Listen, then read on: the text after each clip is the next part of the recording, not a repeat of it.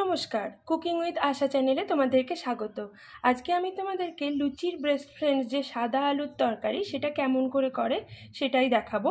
তো এটার জন্য দেখো আলুগুলোকে এই রকমভাবে চৌকো চৌকো টুকরো করে কেটে নিতে হবে। এইভাবে টুকরো করে কেটে ধুয়ে আমি জল ঝরিয়ে রেখেছি। এবার গ্যাসে আমি কড়াই বসাবো। গ্যাসে আমি কড়াই বসিয়ে নিয়েছি, কড়াইটা এখন গরম হয়ে গেছে। এখন আমি এতে সর্ষের তেল দেব। এটা কিন্তু সর্ষের তেল দিয়ে করে। তেলটা এখন দেখো ভালোভাবে গরম হয়ে গেছে। এখন আমি এতে কালো জিরেটা দেব, হাফ চামচ মতো কালো জিরে দেব। কালো জিরেটা একটু জাস্ট ফোটার পরেই কিন্তু আমি কাঁচা লঙ্কা চিড়ে রেখেছি, এই কাঁচা লঙ্কা চিড়াটা এর মধ্যে দেব।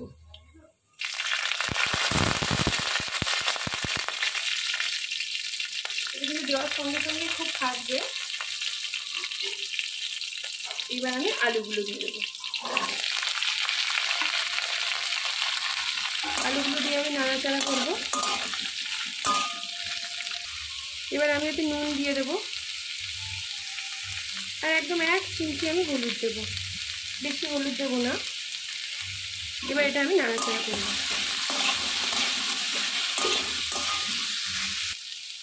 আলুটা দিয়ে আমি বেশিক্ষণ না, এই 2 মিনিট মতো নাড়াচাড়া করব, যাতে বেশি ভাজা ভাজা না হয়। এবার আমি জলটা দিয়ে দেব।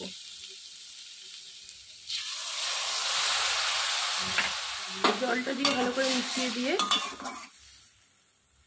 আমি এটা ঢাকা দিয়ে দেবো। ঢাকা দিয়ে এটা আমি মিডিয়াম হিটে রাখবো। ঢাকাটা খুলে যখন দেখবে আলুটা এরকম সেদ্ধ হয়ে গেছে, তখন আলুটাকে খুন্তি দিয়ে একটু ঘাটা ঘাটা মতো করে দেবো।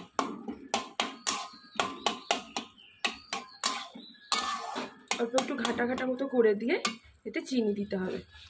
1 চামচ মতো চিনি দেবো, কারণ এই তরকারিটা একটু মিষ্টি মিষ্টি হয়। দিয়ে ভালো করে চিনিটাকে মিশিয়ে দিতে হবে।